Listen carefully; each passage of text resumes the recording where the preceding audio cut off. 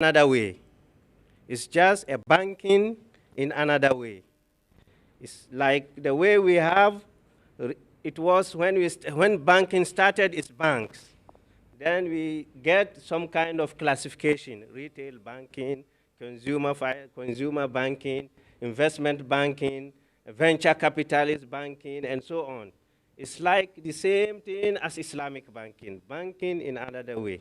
This is one thing I want to explain.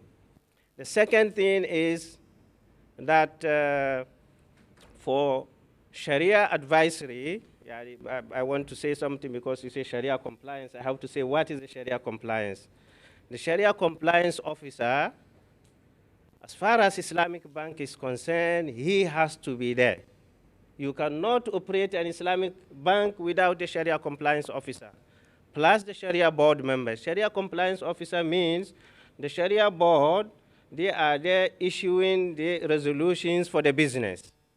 The Sharia compliance officer should make sure that these resolutions are actually implemented in accordance to the Islamic tenets, as the deputy governor said. So you cannot go away without doing Islamic banking, because your transaction will not go without our signature. You have to bring it to us first. We see that, is it compliance? Because A to Z, first we look at the structure, second we look at the documentation, and third we look at your implementation, and fourth, we come and audit you on the implementation, whether you violate the principles or not. Once you violate the principles, the next stage is that your income has to go to charity account. So it's very risky for you to violate the Sharia principles. You have to make sure that your risk management is good. This is one thing. So we have to go to our presentation. Now, this is what just I want to explain when we say Sharia advisor or Sharia compliance officer. We have, I have said them, we have the slides that is here. Usually I present them sometimes 1 week. Some of them we take a course for 3 months. And now we are trying to put all together. Our idea is to give you an idea about what is Islamic banking.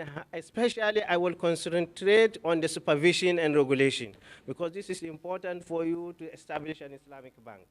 Without that, you didn't understand what the deputy governor said about lender of last resort, your deposit liquidity requirement, your deposit with Islamic, with the central bank, and you don't get anything on it. You are dying because you are not getting anything. So it's very important to know these kind of things. So here we say fundamental. I think this is the beginning, or? Okay. Islamic banking business, I have already talked about this. Banking also mean business, receiving deposit, current account, deposit, savings, all kind of banking issues Islamic banks are doing.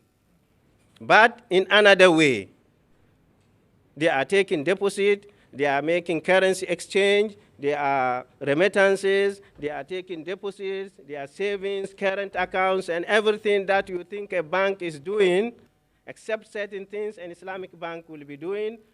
If the Islamic bank cannot do the same, we'll propose the alternative. So the alternative is there. You can do the same business, you arrive at the same result, but in another way. You arrive at the same result, but in another way. Maybe it will give you some headache, but once you start, from my experience, once you start, you take 1 year, everybody becomes used to it. And then it becomes part of your process. You finish. It's not a big issue. So they are doing all these kind of things. And then we go mobilizing and investing capital. Islamic banks are doing this. PLSI means profit and loss sharing investment. P for profit, L for loss, S for sharing and investment. Profit and loss sharing. This is the basic concept of an Islamic bank. And then you have principles and practical operation of current account, savings account. That one, if you have to go it, we will need this, only this one will need another seminar. This point, because we have to talk about mudaraba, we have to talk about musharaka, we have to talk about capital protected mudaraba, so many structures under this. that Islamic banks are using. So that is the issue. Then you have IHA and other unique position in Islamic finance, financing through leasing, sale-back leasing is the ijara. Leasing is the ijara, is different from jara. Ijara, yes, ijara. Jara is actually is a concept of Islamic banking because it's talking about making good to the people. Yeah, jara means you make a good, you add. You do what you have to do more than what you are required to do. This is also concept of Islamic banking.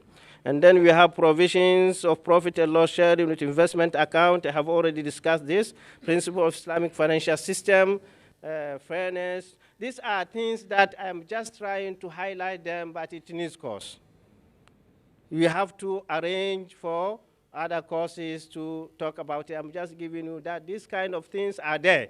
I am not talking from theoretical perspective. I am a person who is involved in the deals from A to Z. I have been involved in Islamic banking for the past 15 years. Not as a person who is standing alone. No, I am involved.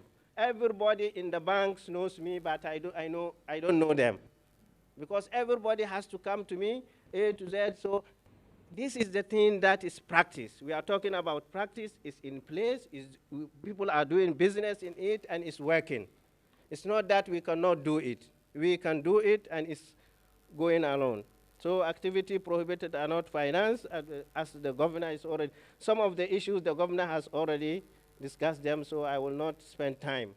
Prohibition of interest. This is the main fundamental issue of Islamic banking. Now, if you prohibit interest for the banking system, what is your alternative? Islamic banking is saying you have to make sure that you bring the person, you share his risk. You share the risk together. Don't go and give him loan and then sit down and sleep. Whether he's doing business or he's not doing, I will get my loan back. If he cannot pay me, I will send him to jail. This Islamic banking is saying, no, you have to share that risk. If you take my money as a depositor, you have to invest it.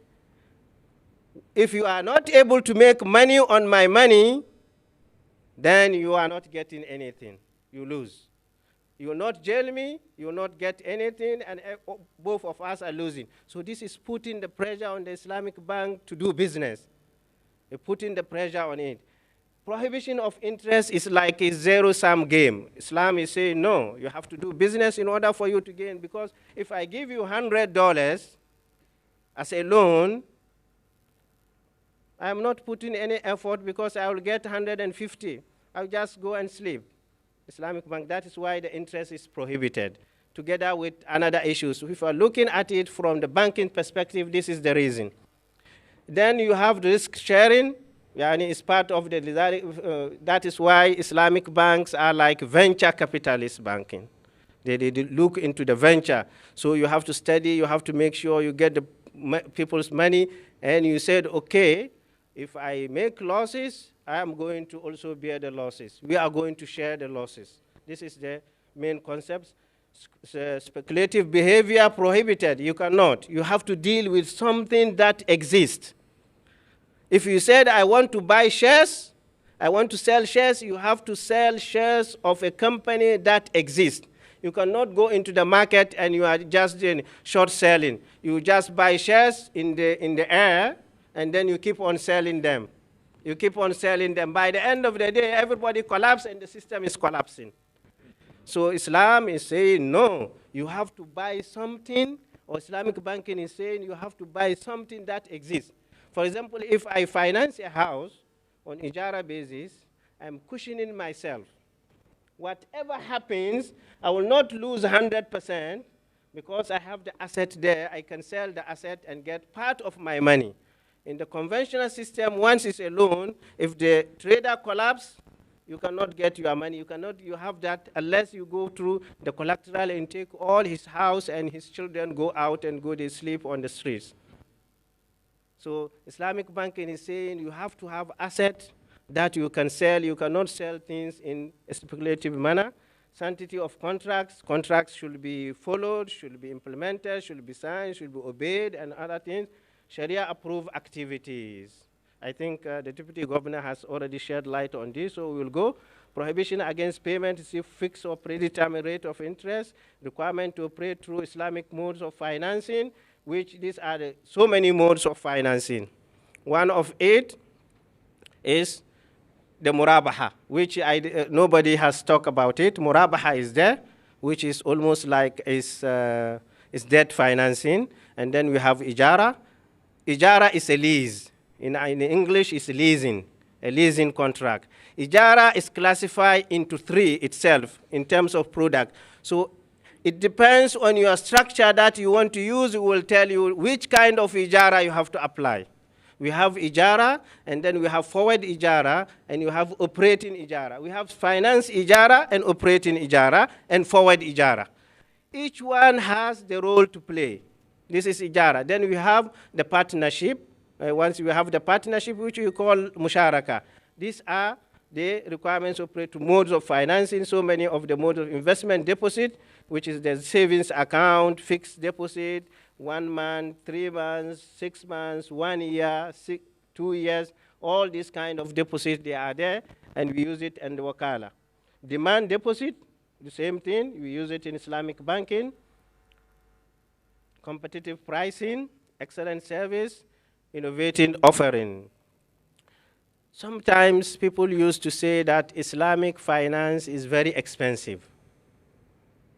It's very expensive, and people are saying this. And I used to tell them if they are expensive, they will go out of the market. People don't look at whether you are an Islamic bank. They look at the value that you have to give them. Although they are Muslims, they are coming to you, they will not look at, okay, I am a Muslim, so if I come to you, you charge me 6% of the rate, and if I go to the conventional bank, you charge me 3%. Why should I come to you? Huh? So they are competitive, but there is some kind of premium for being an Islamic bank. That one you have to accept it, and I give example with Starbucks coffee. Starbucks. You know the Starbucks? And then the ordinary coffee, if you go to any shop, you want to take a coffee or tea. If you go, they will tell you 1 CD.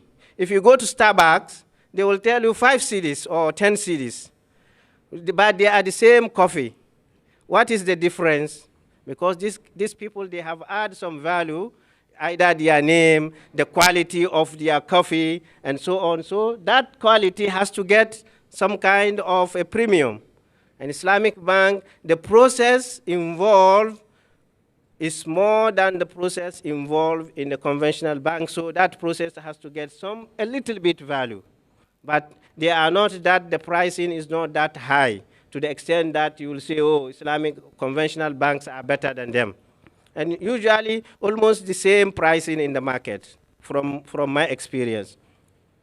You have asset, fixed or floating. Usually floating will be an ijara, liabilities, and so on, invested deposit amounts. So this is how the structure is going, and we have already discussed this, and all these things have presentation. Islamic asset. Now, if you look at the global perspective of Islamic banking, the asset is almost like 1.72 trillion industry. Ernst & Young 2013.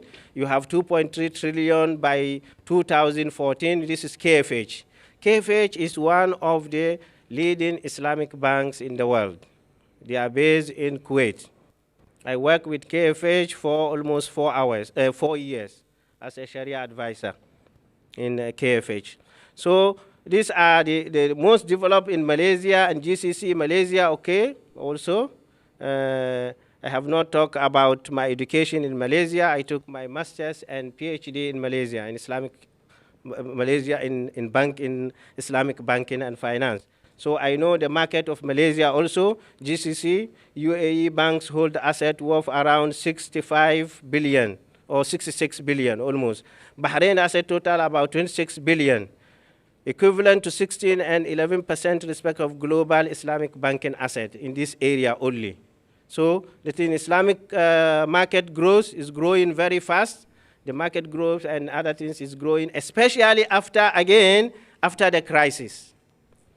If you look at Islamic banks in the crisis, they are the only banks that survive. Almost the Islamic banks survive well, and during the crisis, they were making money, although the market was not good, because of the system. The system will not allow them to collapse easily, the system of the Islamic banking, because it's based on asset. New hubs of Islamic banks, you have UK, as Deputy Governor has already said, Germany, France, Turkey, Singapore, China, India, greater to the Republic, you have Indonesia, okay, Middle East, everybody is trying to be the hub of Islamic banking. Now, we have to work and be the hub of Islamic banking in West Africa. Ghana, we have to work hard to be the hub of, and we can do it because we have the expertise in all the areas. And again, mashallah, Ghana's image is now very high outside the country. It's very high, alhamdulillah. The people are talking about the economy of the Ghana is growing. I think they're saying it's growing about 4 to 5%. This is what I'm reading. So people want to come, especially in the Middle East. They want to come to Ghana. In my bank have talked about coming to Ghana for a long time, and we're trying to see whether Islamic banking is acceptable in Ghana, but still we couldn't say. But this is, so when I got this to come and present, I said this is an opportunity for me to bring the Islamic banking in Ghana. Once we adopt this, we have the relationship to bring them. It's very easy to talk to them and they will come. If you want to get cash, it's very difficult to get cash at 4, 5. It goes up. So these are generally the sukuk. Then you have takaful providers. Takaful is also one of the main Islamic finance issues. And then you see how it goes, global overview. You have 2017, and all these things are there. We don't want to waste time on it because we have to go to the break at 10:30, and we give the Deputy Governor the chance to go and get some of his job done. Yes. And then you have this global overview, banks. You have Dubai Islamic Bank, the oldest banks, Islamic Bank, Islamic Development Bank, Jeddah. You have Kuwait Finance House, May Bank, Malaysia, HSBC. All these banks are involved in Islamic banking. Some of them on window basis, like especially the conventional one, like HSBC was having Amana. This is separate. But you have like Standard Chartered Bank. This is the French bank also. The PNB Paribas was doing Islamic finance, Islamic investment. You have this Agricole General. All of them they are using, and all of them, because I am aware that they are involved, because all their contracts are passing through me. So you have to review their contracts. We have to see that, okay, their contracts are Sharia compliant before we deal with them. So all these banks are involved. It's not something, Islamic banking is not something that is new now. And then, again, you have to know that we have standard setting institutions like AAIOIFI. This is Accounting, Auditing Organization for Islamic Financial Institutions. This organization, I worked with this organization for 3 years, 11 months. When established. So all the standards that they are doing, I am involved and we are involved. This is the first place where I work as an employee in Islamic banking. The idea of this organization is to make sure that we get accounting standards for Islamic banks, because the basis of accounting for Islamic banks will be different from the basis of accounting for conventional banks. But most of the international accounting standard is applicable, but where there is no treatment from the international accounting standard, then we bring in the IOFI standard for Islamic banks. We have IFSB in Malaysia, Islamic Financial Services Board, which is also issuing like standards for regulatory requirements. So all the regulatory issues that Islamic banks need, if you go to IFSB, you will get the and I am a member of the editing committee of the standards, because standard are issued in 2 languages, is issued in English and Arabic. The original one is English, because those who are involved, they are well versed in English than Arabic. Once it's translated, we have to come and review it, because there are Sharia issues, there are comparison with the English and Arabic and see. So the standards, they are very good for, like, if you want to start now. You have to have them and then have a look at them. You have IFM. This is International Islamic Financial Market. The idea of IFM is to deal with the issue of the liquidity of the Islamic banks. And then, but still, we have IRA, International Islamic Rating Agency, because the asset of the bank, the Islamic bank,